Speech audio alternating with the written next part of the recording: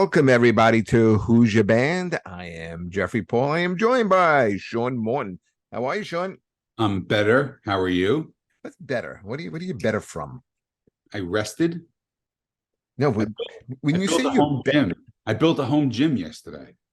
you did. Yes. What consists in this gym? I put together my weight bench, my weights, my punching bag. I moved a lot of shit around. You have kettlebells? I had no, well, actually, I have a Bowflex kettlebell. Have you ever seen that? I don't think I have. It Maybe I goes, have. Just it's not familiar with it. adjustable from 8 to 40 pounds. Oh, that's pretty cool. Just turned a lever and it goes from 8 to like to 15 and then to 20 to 25. You keep clicking it and then you lift it up. It's there's You still get weight on it. It's you pretty getting good. pretty you getting pretty serious about this getting in shape thing. Listen, my main goal is for my 48th birthday next year, which is a little bit more than a year away, a little less than a year and away. I want to be 1 pound less than you. That's my goal. Uh, Let me tell I gotta get back in tip top shape. I got things coming up in November that I have to be in shape for. It is not going to help that on Tuesday, we film this on a Sunday, but this Tuesday, I am leaving for Italy. Yeah, because there's no good food there or anything. No, no, the thing is, I'm going to Italy. I'm going to look to avoid all carbs. It's a good thing. Why don't you try? But do me a favor though. If you're going to Italy, I swear to God, I will find out. I'm telling you, I will find out. If you start talking like this when you're over there, I'm gonna fucking murder you. I swear to Christ. I've been practicing that for the month leading up to this trip. Oh I'm doing a God. lot of babada boopy. Yeah, exactly. Peter Griffin. It's Yes, exactly that's what I'm doing. that's I'm doing. exactly what I I'm see. gonna grow the mustache back. Yes, and then I will Hey, become. is there an Olive Garden here? Yes. Hey, Oh. do you guys when you go to Olive Garden, do you just call it food? Now, you get it Yeah, use because that. here Use they that. Use call that it at your comedy Italian club. Yeah, food. use that at your comedy club next week and see if your club's opening too. How about That's gonna be my opening joke when I come back. no? Well, you're lucky. You know why? Because I don't think they have any didgeridoos in friggin' Italy. Let me tell you something. Did that joke this week. People love it. I can't. I People can't. love it. When I work with you, I'm not kidding. I'm being brutally serious. I'm putting this on record. Okay, people are going to listen to this. People are going to download it so that way there's actual physical proof. If you ever do that joke when we're working together, because I'll probably be closing the show because I'm the headliner. I won't perform. I just won't perform. You had That's just how assured. You just assured that I'm going to do the joke. you don't understand. Like, I mean, and for let's just break the fourth wall down of this podcast to all our listeners. I don't hate you at all. In fact, I consider you a very good friend of mine. But when you do a joke about a didgeridoo and you don't respect my comedic knowledge and foresight, makes me want to kill you. It really does. It's a horrible joke. It's a really It's horrible joke. it's not a horrible joke. And this what's going. Okay, so I got a million things going on in my life. No, it's taking my top priority right now. I Oh, am it's comedy arguing with a club. 19-year-old on Twitter. Well, that's intelligent. And what is it? Yeah, What's the argument about? I called him. I don't know. I must have called him something, and of course he retorted, "You're a failed comedian," and then I'm like, it's that dumb shit. Like that's I'm like, it's predictable. It's like that's the stuff that people go right for. They look at your profile, they see oh, you're a failed comedian. You don't know me. You know what the fuck I make. You don't know what I do. I can vouch for him. Yeah. Am I arguing with you? Is this It's my pseudonym. yeah. Are you round boy 0083? Not gonna be around for much longer. I'll tell you that, Brown. I don't know, but this is who I'm arguing with right now. I don't even do it anymore, dude. I have learned that the greatest thing that you can do is to not ever do Oh, it. listen, I know that. I think people in our audience knows that you don't argue with people on Twitter or X or wherever it's called, but sometimes it just gets the better of you. And for me, it's always like a good friend, you know? It's like a good, you know what? I have one friend who like ultra, ultra, ultra left wing, right? And I don't talk politics ever, but once in a while I'll throw a little jab at one of his posts, and you got to see how the floodgates open up. Oh, why don't you just wear your red MAGA hat? Oh, look at Yeah, this. Oh, you like Jason Aldean? Like it's just fuck. It is just out of control. So you know what it is, man. I have social media for two different reasons. I do Facebook and I do Instagram. I don't do Twitter. I don't like TikTok. I hate that shit.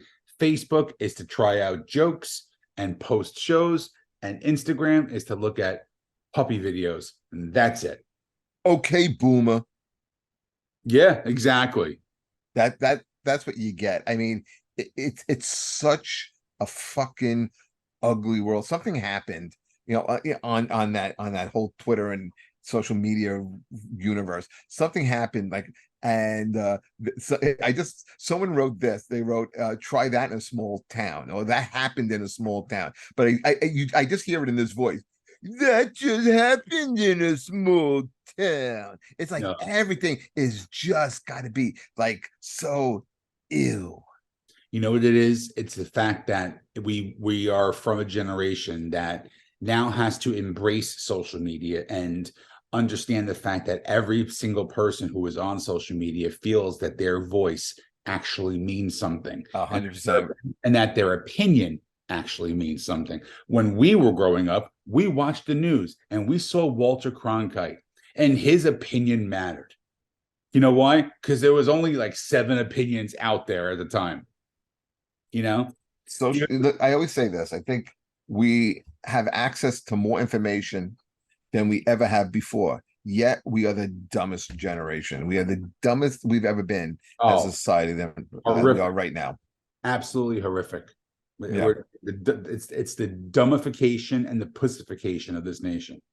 true. But you and I, okay, so we're going to take a break from the show for a couple of weeks while I'm away, while I'm in Italy, and then we're going to come back Yeah. and do the show starting in September. We're doing this the third week in August, Okay. and when we come back, we'll be able to talk about going to see. We're going to see uh, the first week in September. Me, you are going to see Buck Cherry and Skid Row. Yes, it's going to be. I mean, I have a bunch of concerts lined up before that, but yeah, that's going to be a good show. I believe I have Smashing Pumpkins this Thursday, and then I That's have a PNC. I would have loved to. I think Rival Sons is opening that show. Rival Sons That's an insane and, show. and Interpol are playing. Oh, Uh, and Katie Cole is playing bass, former guest. yes, former guest of ours, absolutely. Then Life of Agony in Atlantic City, and then Bruce Springsteen, and then Buck Cherry and Skid Row, and then Hatebreed, and then Corey Taylor, and then Gin Blossoms, and I can just keep going. Where are you going to see Jim Blossoms? At the Wellmont, right after the I, day th- after Corey Taylor. I think they're playing with somebody really good on that show too. Tonic, Tonic and Fastball.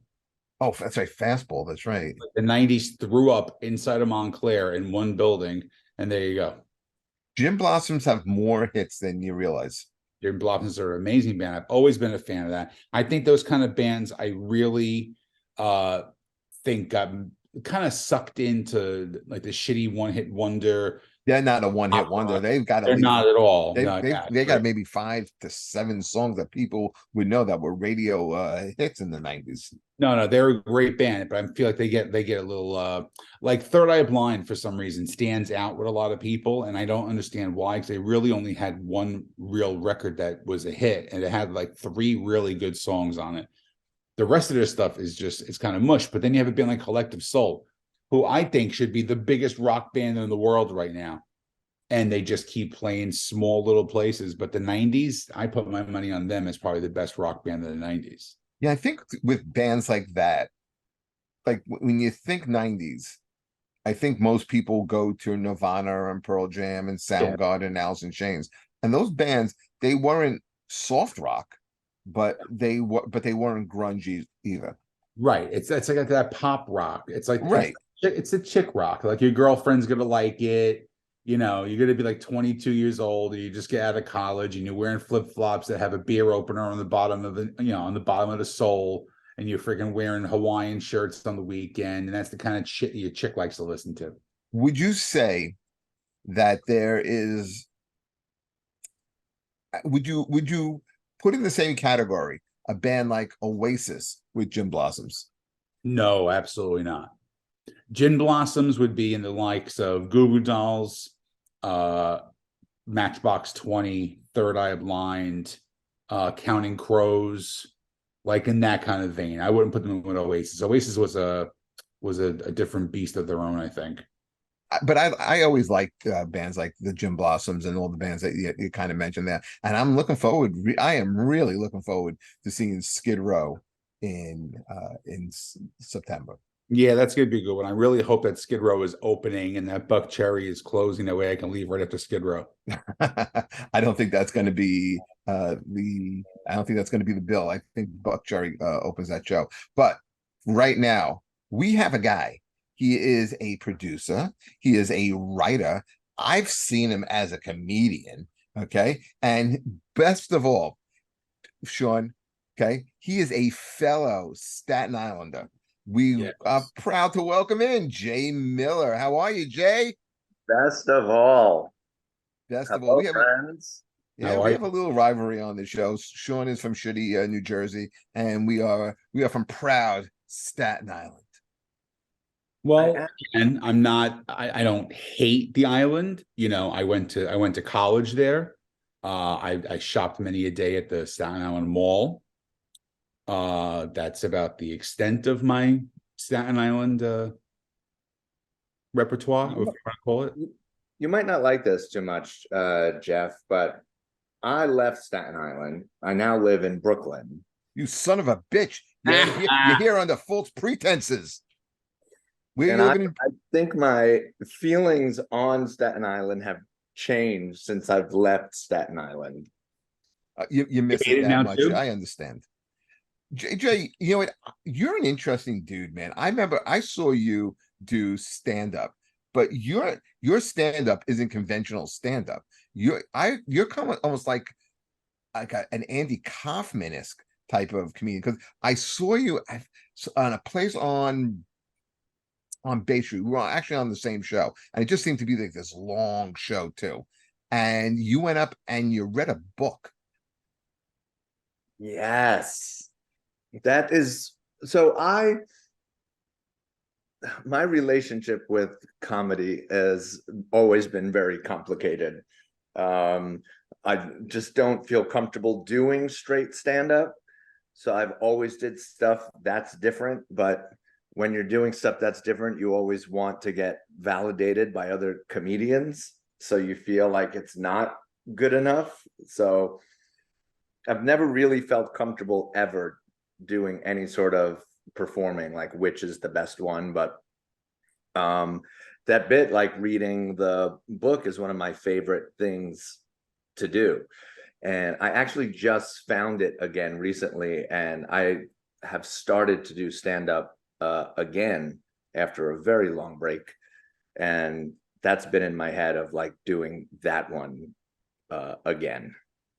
It's it, it's interesting. It's really risky, but I mean, it's one thing. It's not boring, and it's different. And I found I like that. I love that type. I love comics that take a risk.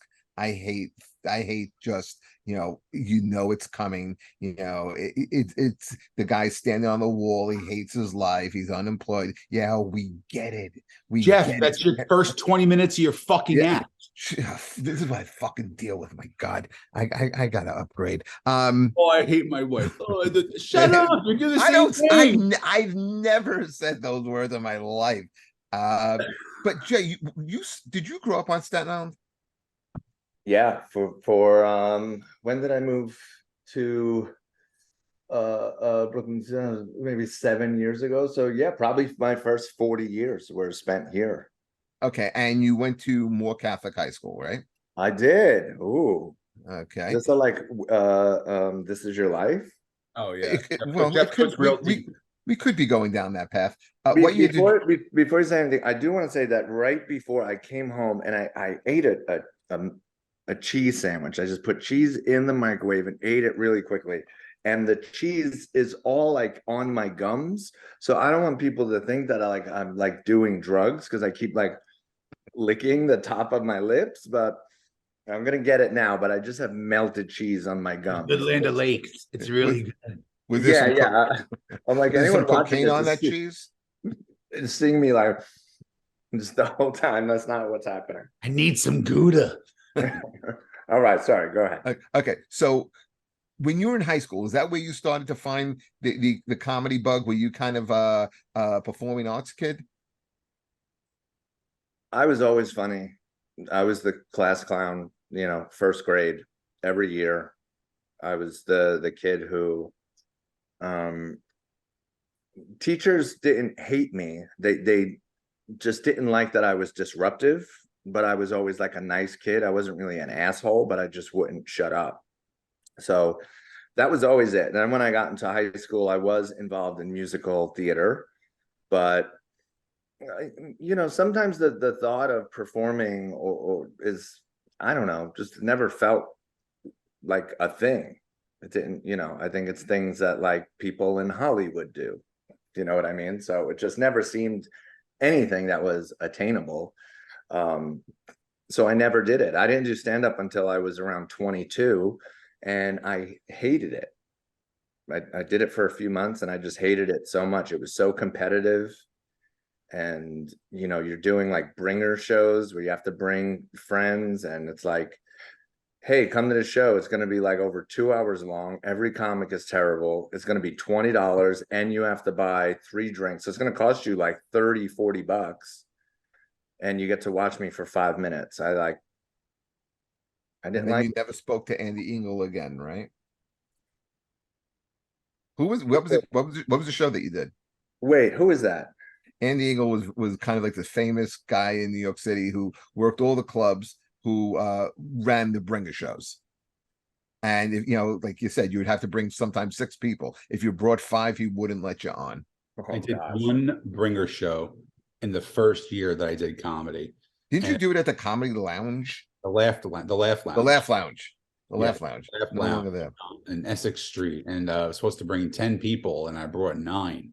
And I Oof. got screamed at that I shouldn't be allowed to go on stage, but I'm going to let you go on, but I'm taking a minute off of your time.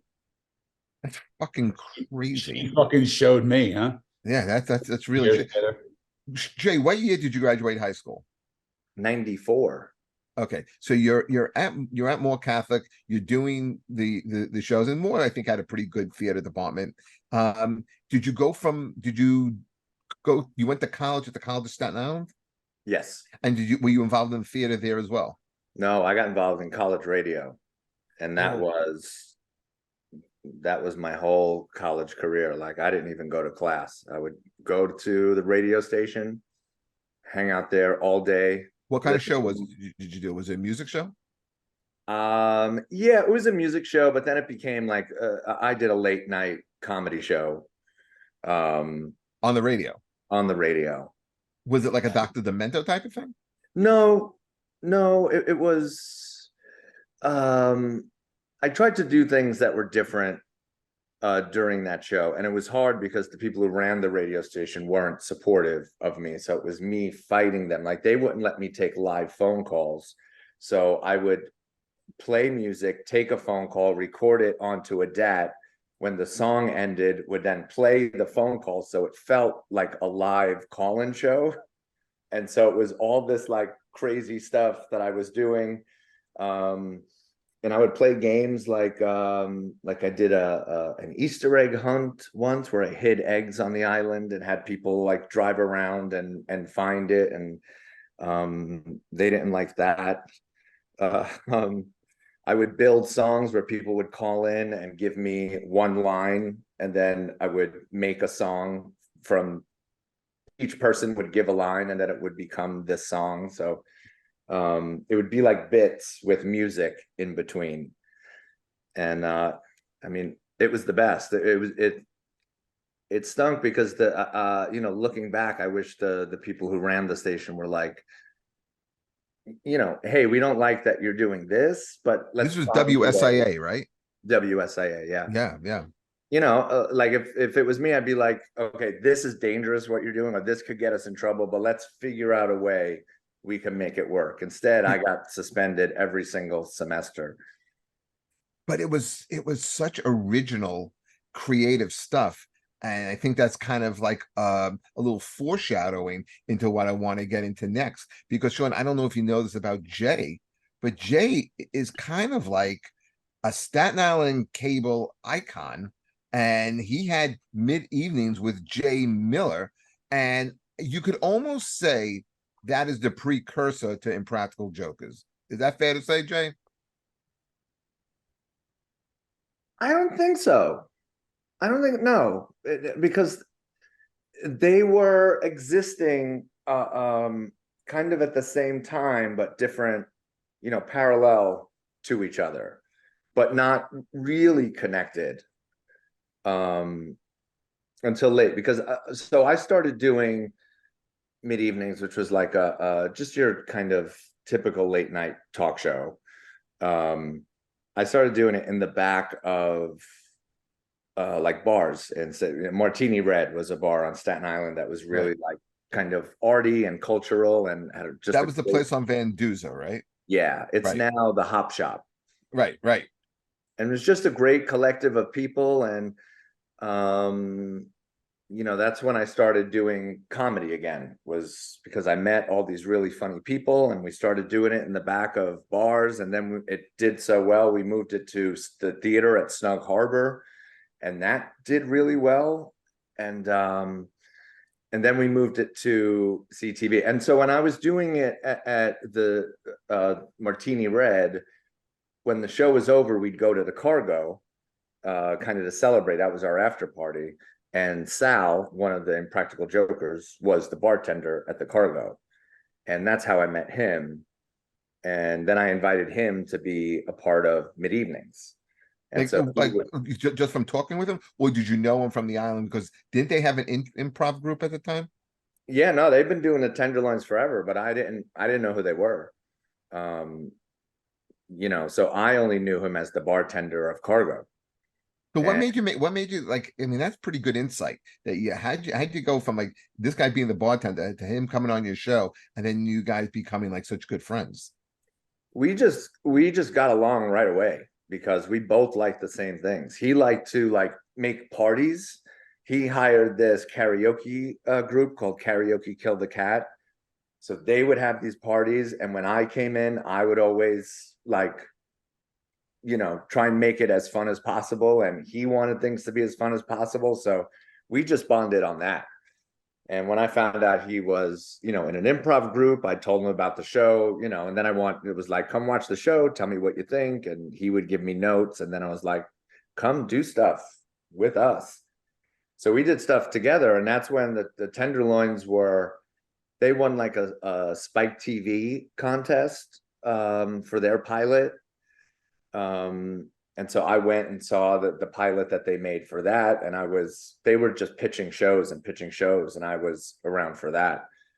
And then I moved the show to our public access, and he was on that for, I think it was maybe like a year. It was almost the same time. I think I was doing that and his show was filming. I think What was he 2000. doing on your show when he was a member of the Mid Evenings with Jay Miller? What was he on your show? You know, I had people, I guess like a Chris Elliott kind of. I was gonna say, was he doing bits and characters? Yeah, I'd be like, hey, you have 5 minutes, do whatever you want to do. He did one bit where he wore a luchador mask to cover his face, and we had to guess who he is. But as soon as he comes out, on the bottom screen, we put the text, Sal Volcano, and it was very clearly him. He did one thing where he was going to eat. I think he was going to eat 30 bananas in 30 seconds. And we spent about 5 minutes talking about how he's been preparing for this. And then when it starts, he just eats one banana super slow. And then once it gets to 5 seconds, he just shoves all the bananas into his mouth all at once. That's pretty funny stuff. That's out of the box stuff. That's great. That is great. Now, who else came through on your show? Did you have Colin Jost and Casey and all those guys? Well, Casey was a part of it. Colin was a guest on the show. But it was me and Casey and Tim Duffy, who has been a part of the, running the Comedy Central social media forever. JF Harris, who's I remember JF Harris, a comedian. Oh gosh, I know I'm gonna forget people. Was his girlfriend at the time part of it, Justy? No, they're no longer. No, I know. That's why I said it. I DJ'd their wedding. Fun fact. That is a fun fact, yeah. Yeah. But I like how like that from that small community, from doing things on Staten Island, like they were at Farrell, you were at Moore, and like somehow these paths came across. I mean, when I saw that it was, they got this show, and I saw that you were a producer. I was like, shit, man, I remember this guy. I remember watching him on Staten Island cable, and there was just something good about it, about like these guys from Staten Island, like it couldn't have been forced. To me, it seemed like this is just what you guys do. This is who you are, and this show became an extension of what you do. 100%. Yeah, it goes back to the way that I never really liked doing traditional stand-up. I wanted to do a talk show, but I didn't want it to be just like traditional talk show. And there's a show, you might know this one, but there's a show on Staten Island cable called Staten Island Comedy Show. I've been a guest on it. Are you kidding me? What Staten Island comic hasn't been on that show? It almost seems like a rite of passage. Yeah. Can I just say that I remember when I did it, and you were actually on the show with Casey, and I think with Tim.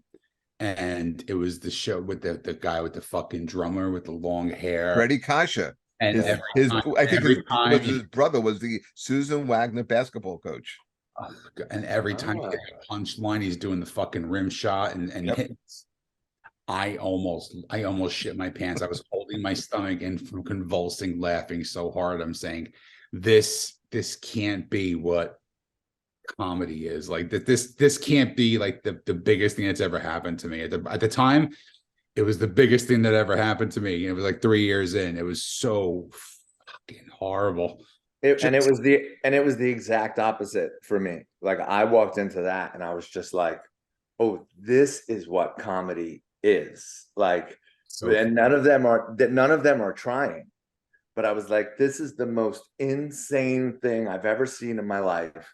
Comedians would go up and do their bit, and this, like they do their bit, and then he would do the rim shot, but the comedian like didn't know. I didn't know at all. And just watching these comedians be like, what? Oh, and then he would rim shot things that weren't jokes. Yeah. I love that stuff. And I was like, this is amazing. And that's why I brought the show to that same studio. The great studio.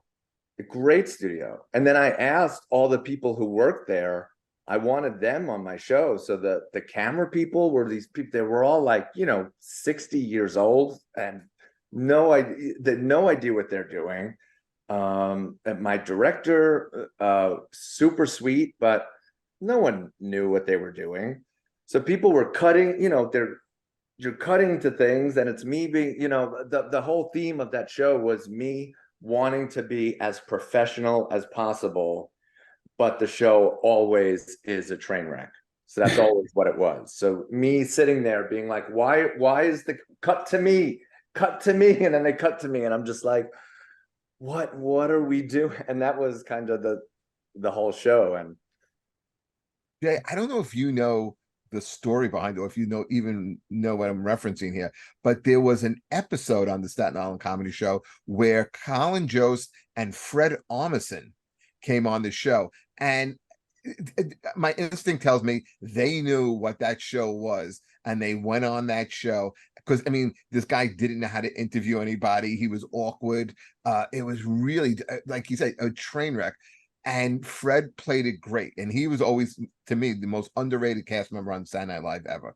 I thought he could do characters, he could do voices. He was just immensely talented, and that he got the joke of the Staten Island Comedy Show. It put him on a different level for me. They did. Those guys used to watch the show. I remember I ran into Jason Sudeikis one time, and it was the only time I've ever met him. And I was like, oh, I'll say hello and you know, mention Casey. And so I was like, hey, I was like, my name's Jane. He was like, oh, you run the Staten Island Comedy Show.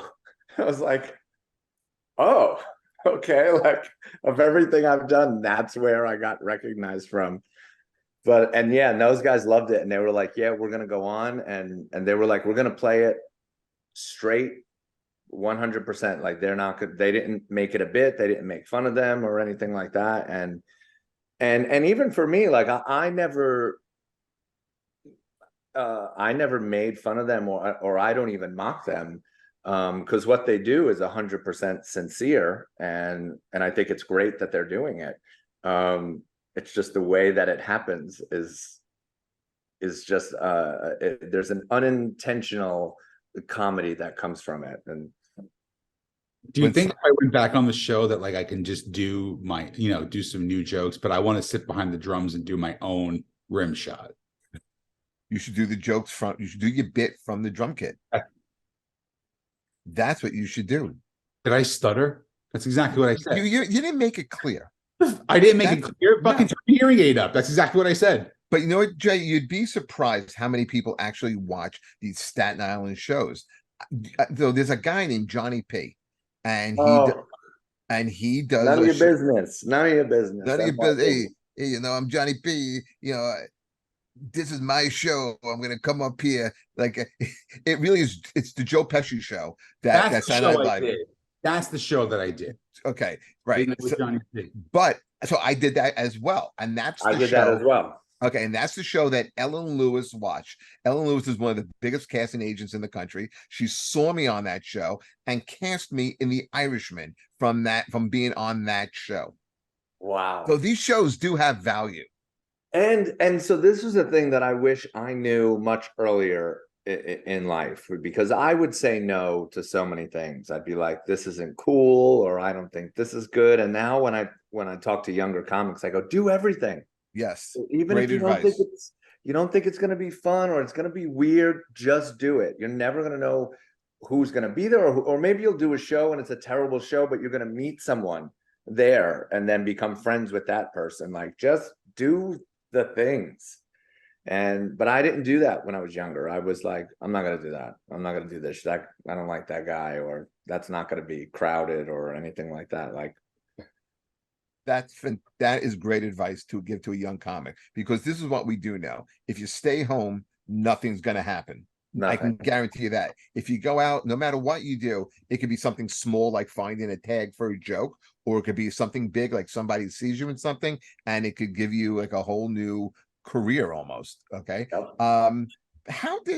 Let's switch gears a little bit. Before you switch gears, just one quick thing, and this is on my YouTube of me. So I went on the Staten Island Comedy Show and read the book. I did the bit, and that bit is, I have a book about firemen, and I just read it. That's right.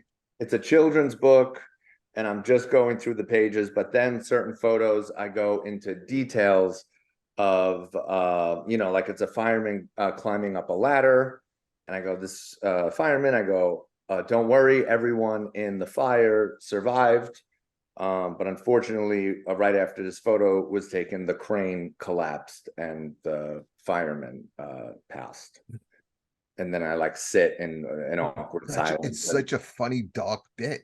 And then I'm like, and then I go to the next one. I'm like, and we're at the beach, like a dog searching for, like it's a police searching for a perp who just murdered a child. Okay, and then like the next one, and And on the video, it's great because you hear the hosts and like the girl like in her super Staten Island accent just being like, "Oh my God." And then Oh man, I remember that. and he wouldn't air it. He was like, "I'm not airing that." He was like, "My son's going into the fire account. I'm not gonna air. You're talking about dead fire." He goes, "There's nothing funny about it." But see, that was great about that bit live, and I can imagine this on if you did that on a nightly basis. Either people are going to get and they're going to laugh at the bit, or it's going to be funny by watching the uncomfortableness of the people that don't get the bit, which is just as funny. Yes, yes. That's what I loved about that, and that's where I think that takes a tremendous amount of balls to do that type of comedy. I will say that I did have to like fight with Nevin to get me a copy of it because I really wanted it, but he did give me a copy, and I do love all those guys, Nevin and Freddie Kasha. Like I think those guys are great. So He was a nice guy, but how did Impractical Jokers come about? You were there from the inception, correct? not working on it from the inception, but like with Sal as it was happening. Casey was a PA on it in the very beginning, and He did a lot more of the behind the scenes type of stuff, like the things I think is really funny, like the song parodies and like oh yeah, some of that stuff is which is really hysterical. I think that's his forte actually. oh yeah, oh he's great at that. He's in a band, Less Vinyl, with my sister, actually. Oh, cool. Fun fact. Yeah, watching Impractical Jokers blow up, like they filmed it, you know, he would tell us about it, and then like seeing him on the sides of buses and just seeing the flyers for the show and then watching the show like blow up was just crazy, kind of being there for it.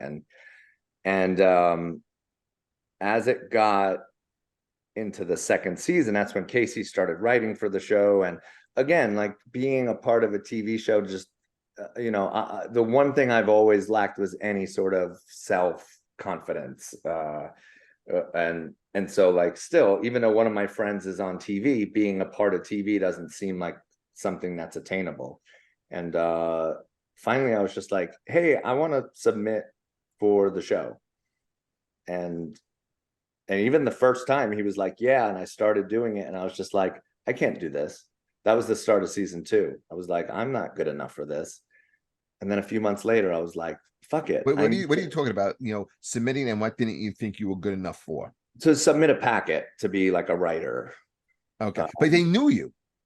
Everyone, yes. They're all from Staten Island. They all, I mean, you did have a reputation. I mean, Well, I remember they wrote stories about you on this in the Staten Island Vans, you on Staten Island Live. Everybody knew who Jay Miller was, and that's why, like, when I saw your name attached to the show, I was like, oh, he must have known these guys growing up.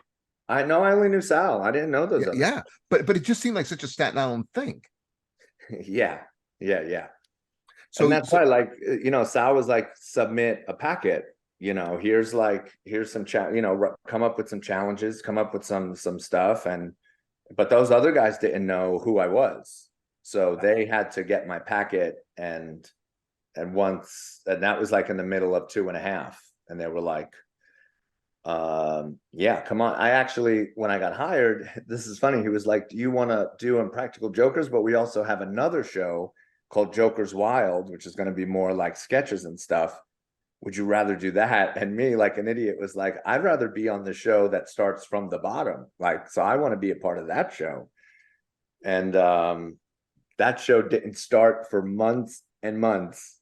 And I wound up not starting working for the show. Me and my friend got hired at the same time. He started the next day. I started like 7 months later because I made the wrong choice.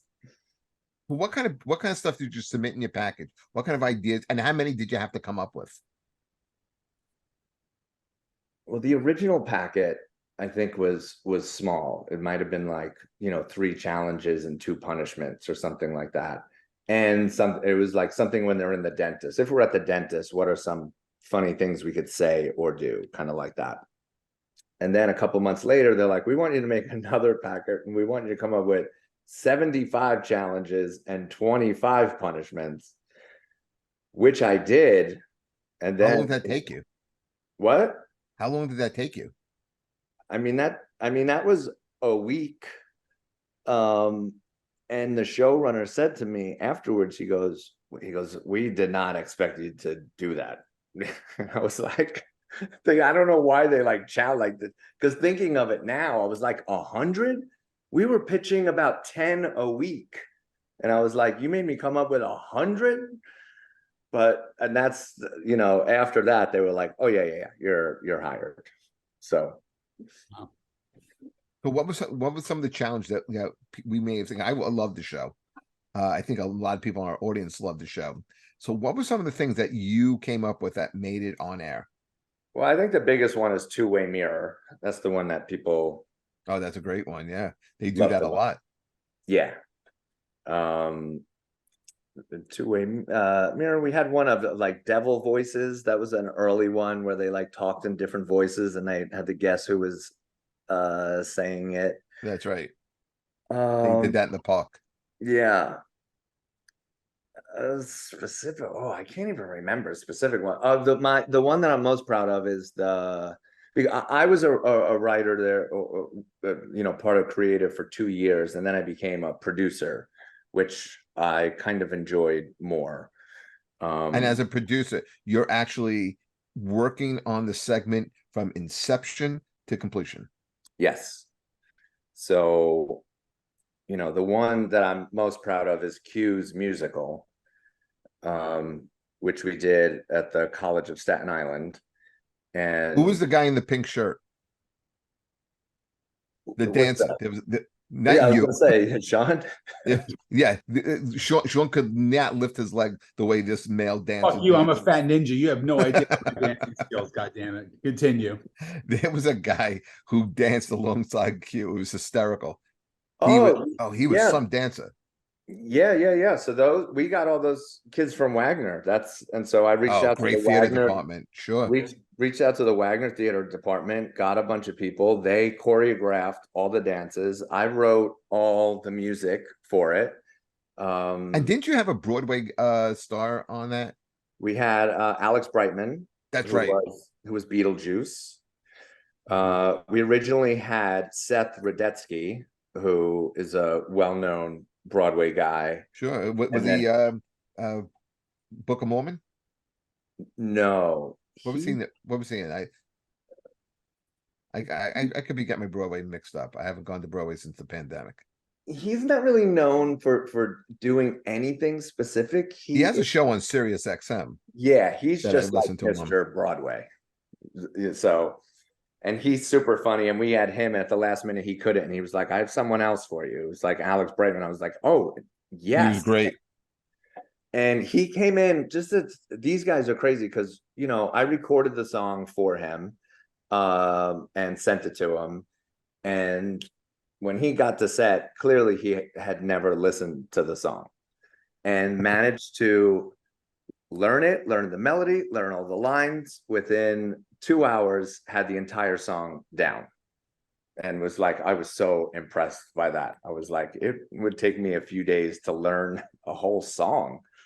But that was he's a pro, man. He's a Broadway star. Did Q really not know what was going on?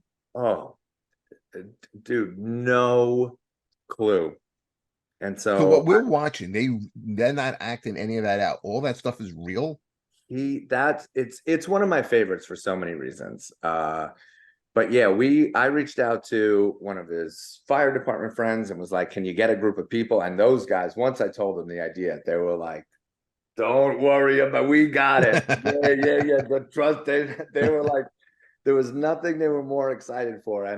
And we did a bit where, he walks, I had a whole audience full of people. Regular people. He walks out. How do you pull that off? Where do you keep the firefighter? How do you not go into the parking lot? Like how is that done? Well, at CSI it was easy. You have a lot of cars there. It doesn't matter. People are in class. You look out, there's a bunch of people in the audience, and then we take him to another room that is downstairs in that theater in 1P, the performance theater downstairs. It Nobody's there. You can't hear anything. There's no cell service. You're in the middle of nowhere. And so all the firemen were in another room. And so once he peeked out, we brought him downstairs. We got all those people out. We got all the firemen in. My brother's a fireman. He was there. My dad is there too. And when he steps out and looks and he like drops his head, like, cause he steps out to do it. He's committed to the bit just to do it. And he like starts it. And it wasn't until he notices like one or two people. And then he was like, man, he said it over and over. He was just like, oh man, I was so embarrassed. He was like, that might have been the most embarrassed I've ever been. That's a great one. I mean, I've God, I must have seen that a million times. It never gets boring to me. What was another one that you guys did? Did you were you involved in the genie episode when Joe was dressed as a genie? The genie one was another one that I produced that one. I did that one pretty much by myself because they all went to Hawaii and filmed the episode. They had a Hawaiian episode. Was it Hawaii or Florida? No, they did a Hawaiian one. I think it was Hawaii. Murr swam with sharks. Oh, they did. You're right. That was Yeah. a great one. Yeah, Yeah. so They don't air that one a lot. yeah, they all went to Hawaii and I stayed back, which I wasn't happy with at the time. But then I got to produce that genie one, and that's when I met Chris O'Neill, who was in Book of Mormon, and he had a theater that he worked up in Connecticut, and they were able to get an audience, and we, did all that. And again, that's an entire audience. Holy shit, was that funny? So here's a fun fact about that episode is they come out and they're like, oh, we're doing this genie thing. We open up, it's the genie. It's weird. Curtain closes. Now we need to reset. We need to get a lot of the stage out. We need to bring the new stage in.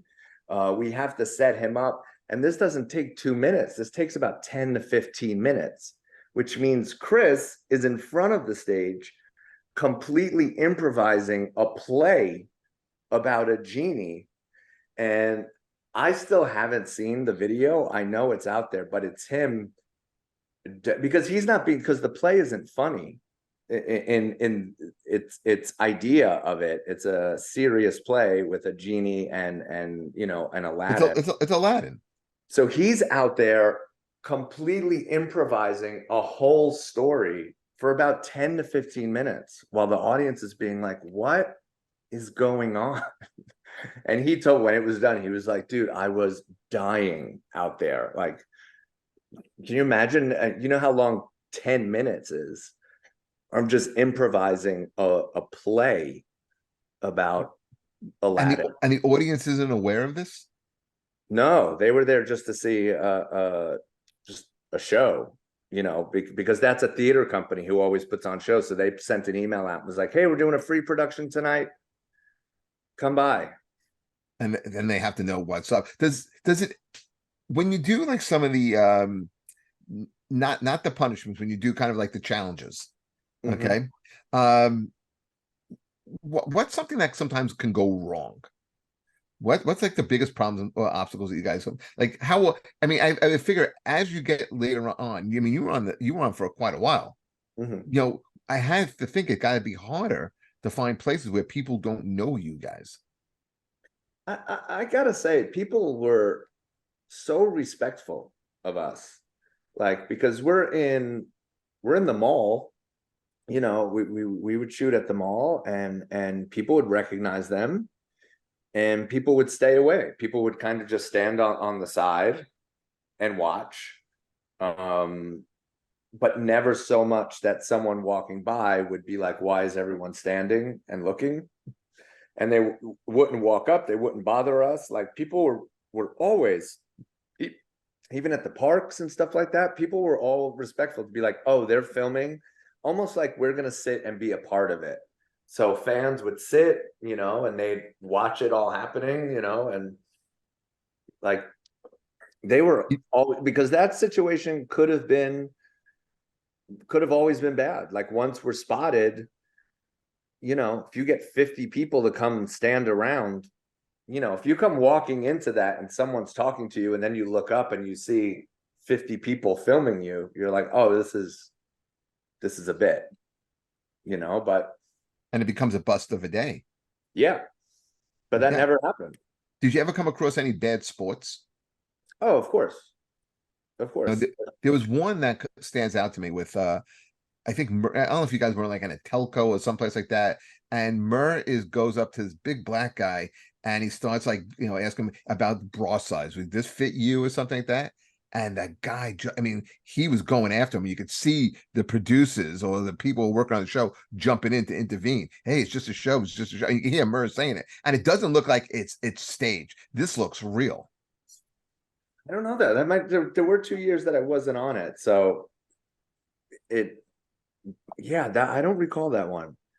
No, nothing is staged. I know people are always like surprised by that, but It's so not. good. Because I'm going to ask you a question that's going to infuriate Jeff because I know he hates this topic. If memory serves me correct, you're a wrestling fan, aren't you? ooh, big time. Okay, so am I. Now, you are presented an option. You can stay where you are, or you can take this job at WWE as a lead writer for 3 years, guaranteed. You're not getting fired. Do you walk away from the Jokers? Okay, well, two things. One, I'm currently not with the Jokers. Okay.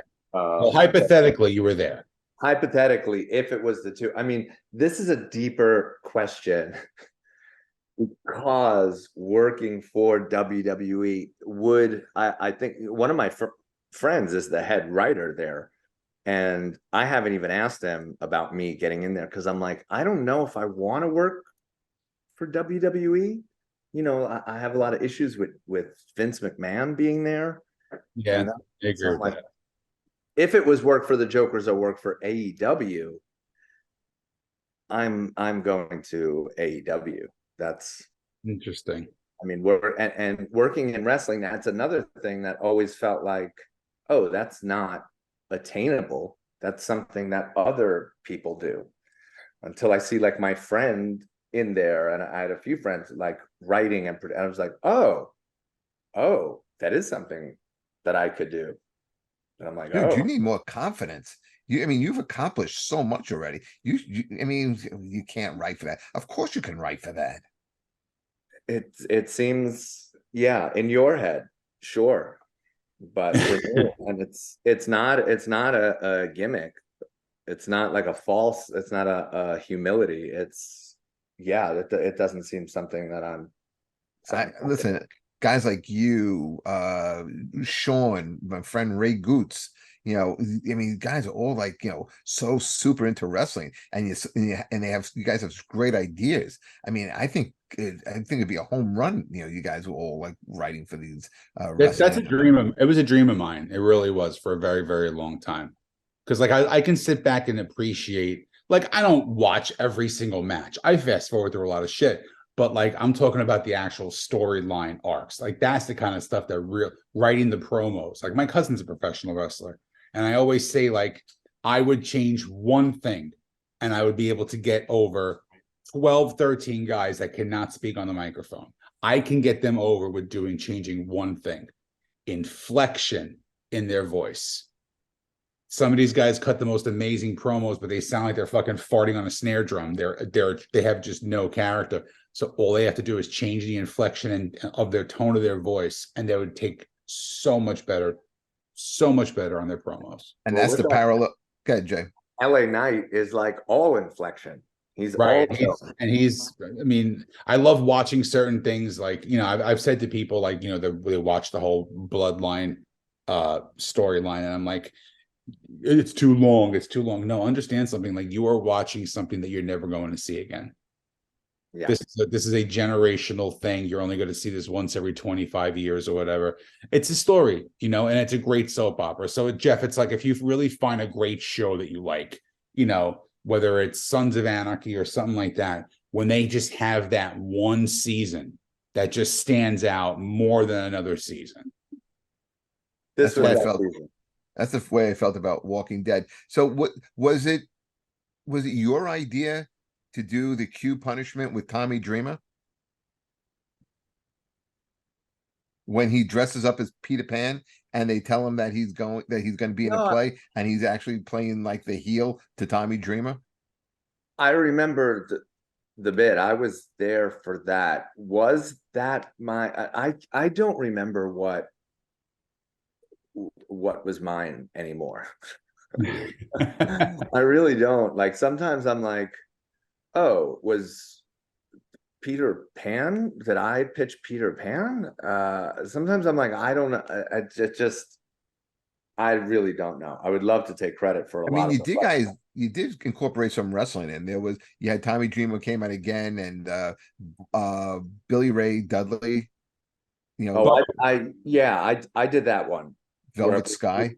we got Bully Ray, we got his wife at the time, Velvet Sky, and Tommy Dreamer. Yeah, and that Yeah, was great.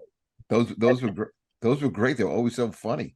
And to go back to your last question, if WWE asked me to be head writer, of course I would. What am I saying that I would? I would be like, I don't know, and then I'd be like, yes, but of course I would.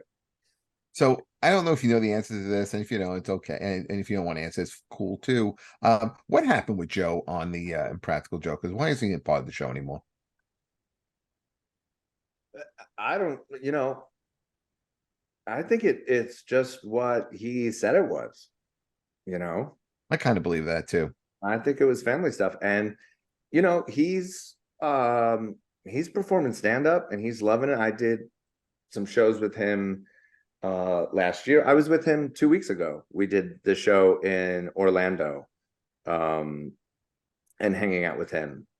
And I think he's kind of really enjoying that, of having kind of that freedom, and he's taken the summer off to hang with the family, and then he's going back on the road again in the fall. So, And he's still friends with all those guys. oh yeah. There's nothing weird about it. Like, he's shown up to Impractical Jokers live shows. He shows up at Sal's shows every once in a while, and vice versa. So I saw that. yeah, nothing weird there. I mean, I wouldn't be surprised at all if they do something together again at some point. But yeah, I don't think it's anything more than what he said it was. I love the level that these guys that are starting to perform at, where they're doing these huge arenas and these amazing venues. I mean, a good friend of ours, well, of mine at least, is one of their openers, Chris Johnston. So like I have him coming to my club in. Yeah, Yeah, we have him in November. He's a monster. Great. Love him. So, like, I'll always, like, I texted him a couple weeks ago, and once in a while I'll just be like, I'll break his balls, but I said, you went to the fucking Ryman Auditorium in Nashville. I said, I'm so fucking proud of you, I can't even tell you. And he goes, yeah, but I still can't get booked at the Comedy Cove in Springfield, which is so true. It's just the nature of this business. You can play the most historical country music venue of all time, but you can't play on top of a fucking 70s restaurant. Well, November 3rd, you can catch Chris Johnson at Laughingstock Comedy Club in Granville, Pennsylvania. He'll be headlining that show. Well, fuck that show. Come to September 29th when I'm headlining at the Laughingstock Comedy Club. Fuck Chris Johnston. He makes enough Joker money. I ain't gonna make shit at this goddamn show. Go to my show instead.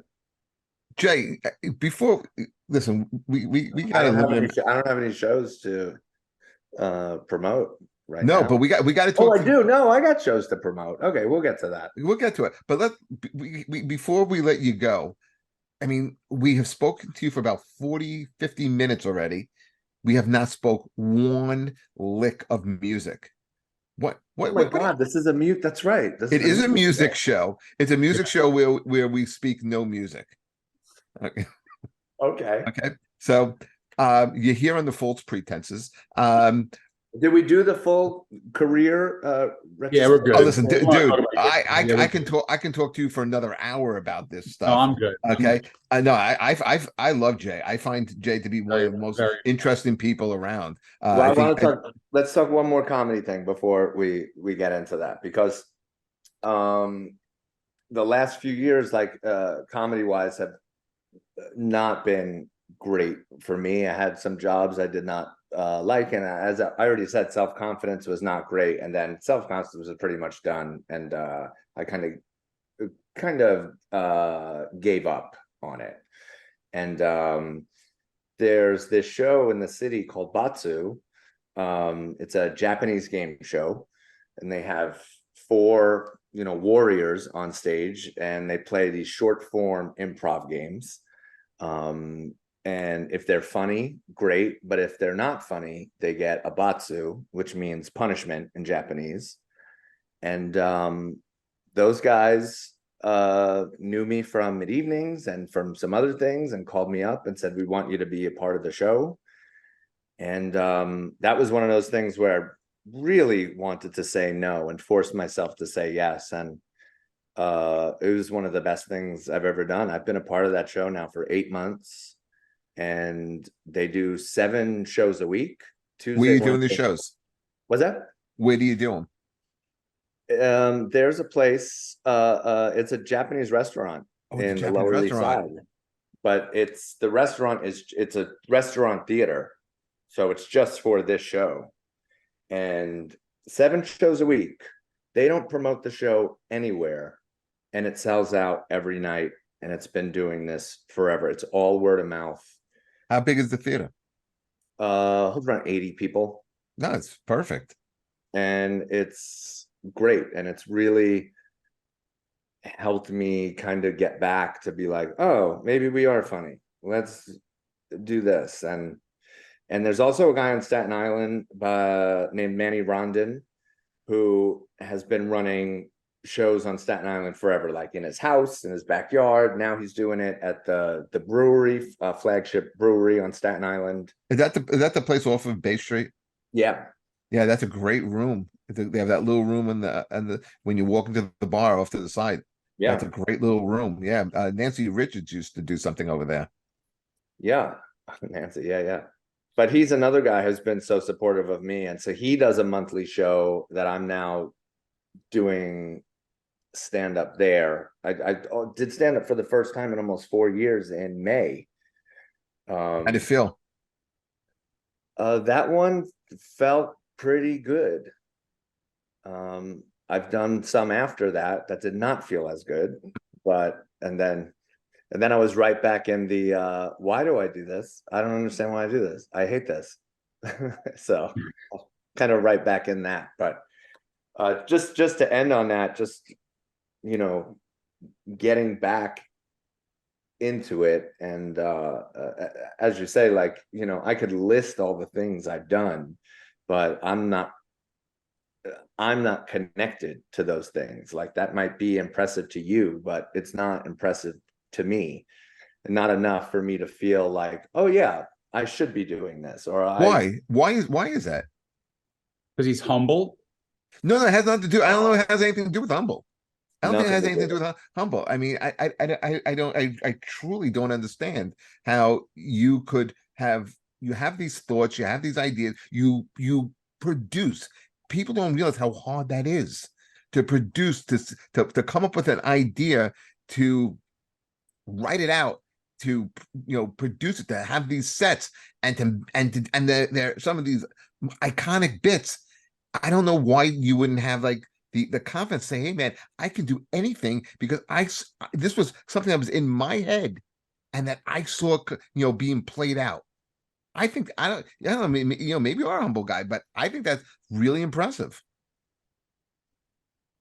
Yeah, I mean, I know it's impressive because people like you tell me, but it doesn't connect with me. It doesn't feel like I've done anything impressive, and that's trying to get back into this thing of feeling I guess pride, doing these shows where I'm on stage every night performing for these people and being really good at it, and trying to walk off stage and being like, you were really good at that.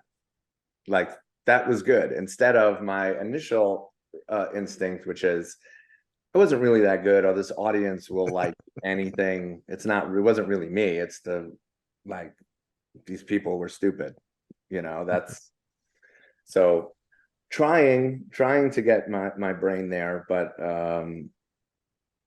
yeah, clearly I'm still not there yet. So, but I appreciate you saying I've been getting better at accepting compliments, because normally when I get them, I would just push them right back. So I've been better at just being like, Well, you're a smart guy and you'll figure it out. Are you a big music guy?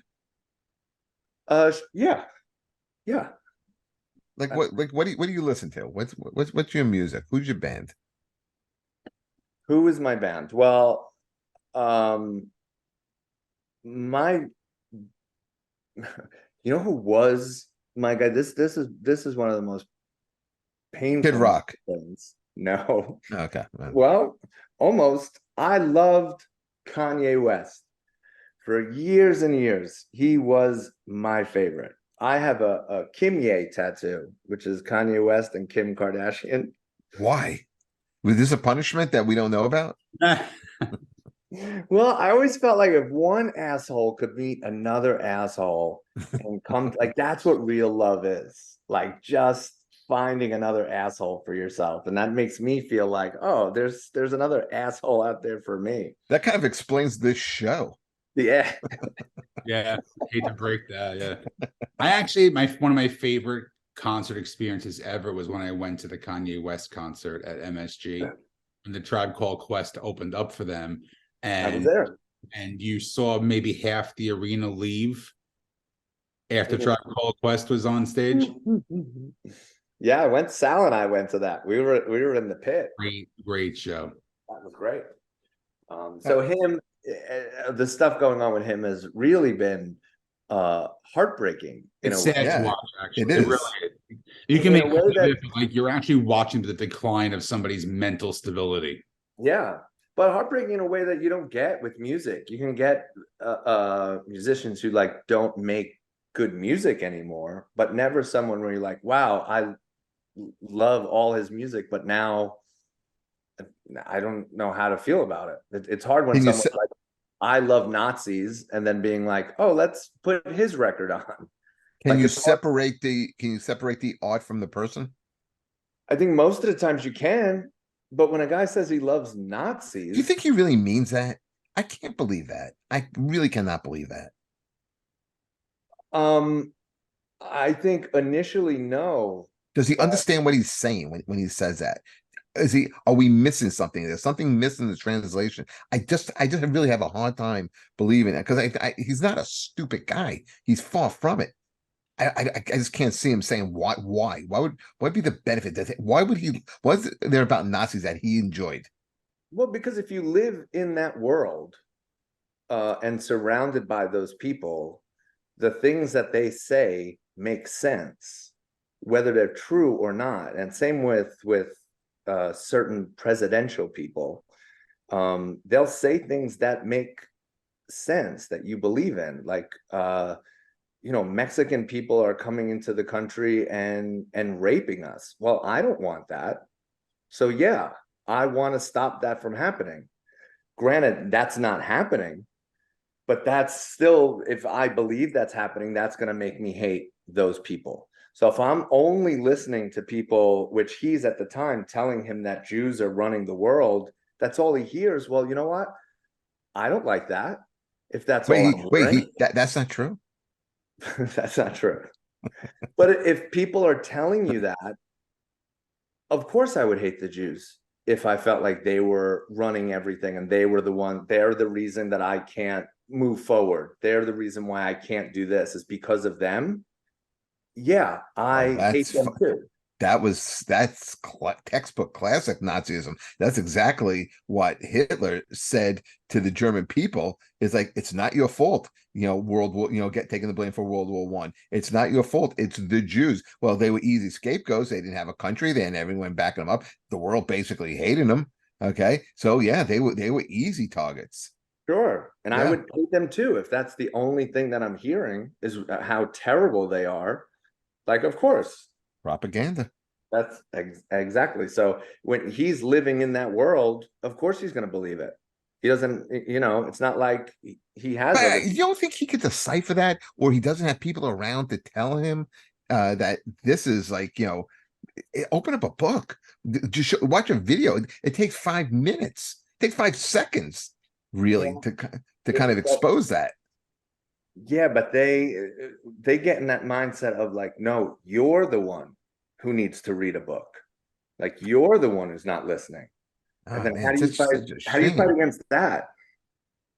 Oh You man, know? I think that's what we're kind of like fighting with right now as a society, as a country. You Oh, know, it's two. We live in two completely separate worlds. 100%. I believe that 100%. We live in two completely different places. So besides Kanye, you listen to anyone like Rage Against the Machine, anyone like that? I love Rage Against the Machine. I hate that I was in Utah last year and missed their show. I bought tickets for them in 2020, and then it got moved, and finally got moved to the point where I wasn't here when it happened. Sean went, right? Oh yeah. Oh yeah, it was a great show. Sat on the friggin' on one of the guitar cases because he broke his foot like 3 days before. That's right. That's right. And still rocked out like a motherfucker. And he couldn't even he was headbanging so freaking hard he almost fell off the freaking guitar cabinet. It was amazing. Right.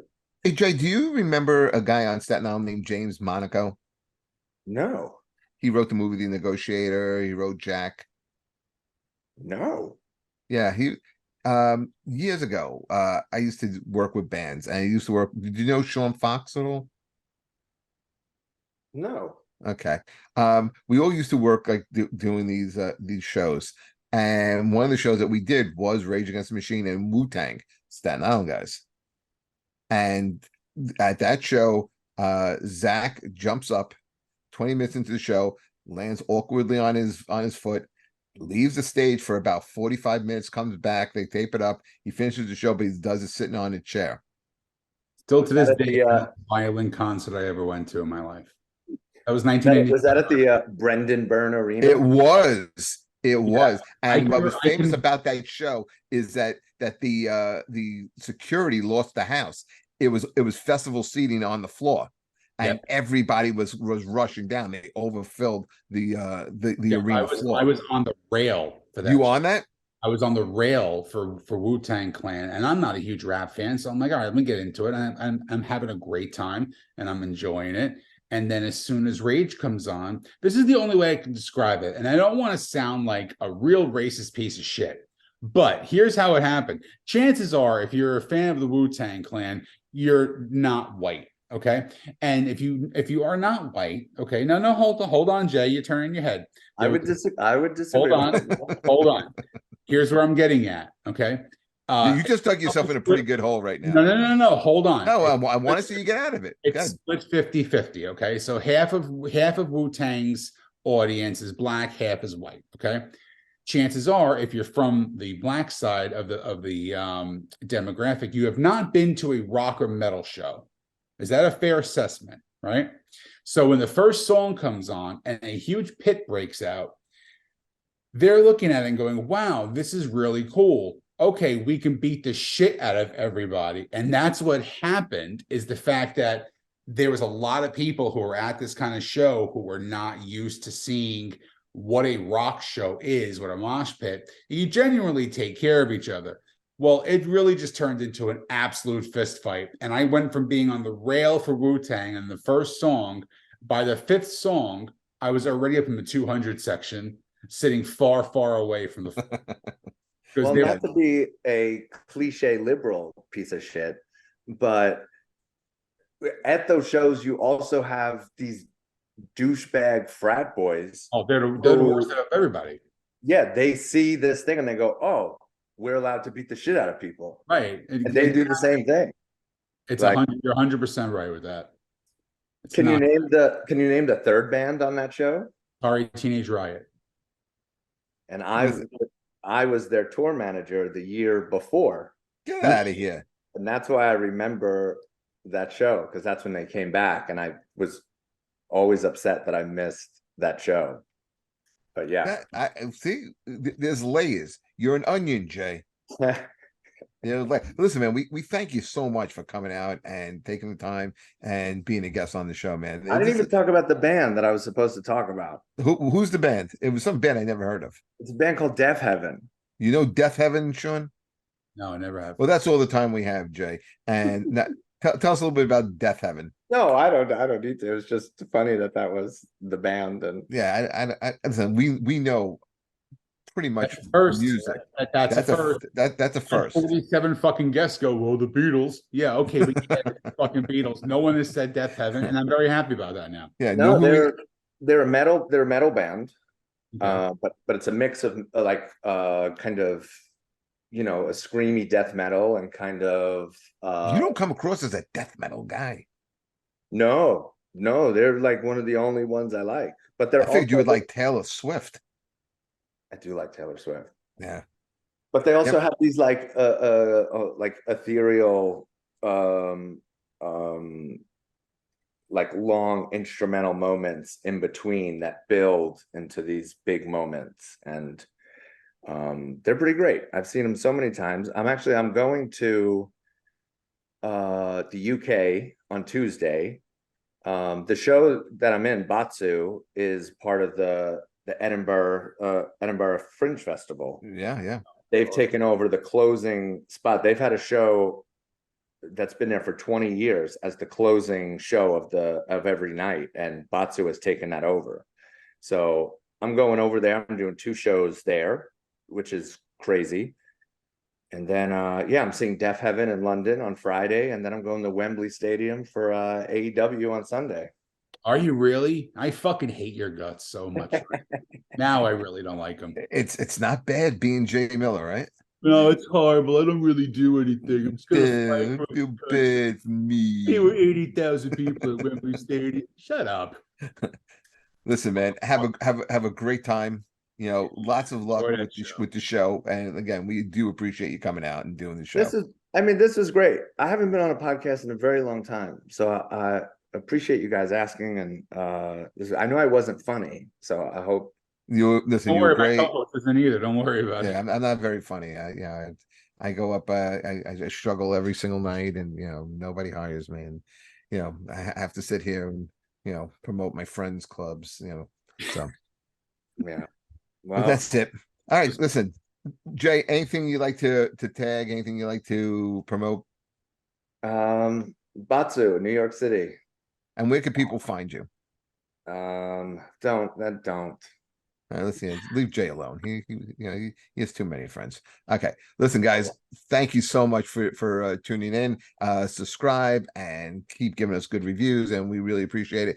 We appreciate you, Jay Miller, and we will catch you in a couple of weeks, folks. We take a vacation. I'm in Italy this week coming up, and we'll see you back in September. Take care, everybody.